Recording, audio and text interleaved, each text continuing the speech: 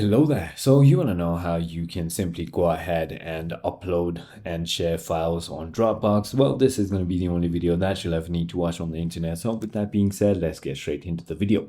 So for example, as you can see, my Dropbox is opened and I've already logged in into my account. Make sure you do that as well.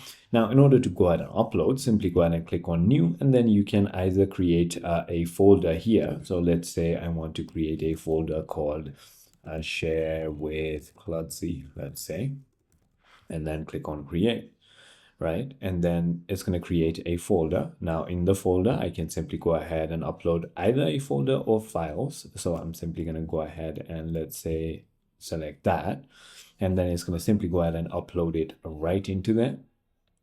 As you can see, now I'm going to go to all files again, and as you can see, the folder which says share with Klutzy is going to be here. Click on share, and then you can simply click on settings, and then here what you want to do is you can simply go ahead and create a link for editing if you want to, link for viewing.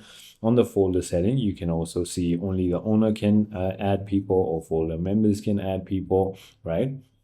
And when it comes to copying the link, you can simply go ahead and copy this link right over here. You can also click on manage and then also select who can access this. So anyone with link or only people invited. And then you can simply go ahead and share that link with your friend on a messaging application, and then they can access it. So it is as simple as that. I hope this video clarifies everything for you. If it did, hit that like button and I'll see you on the next one.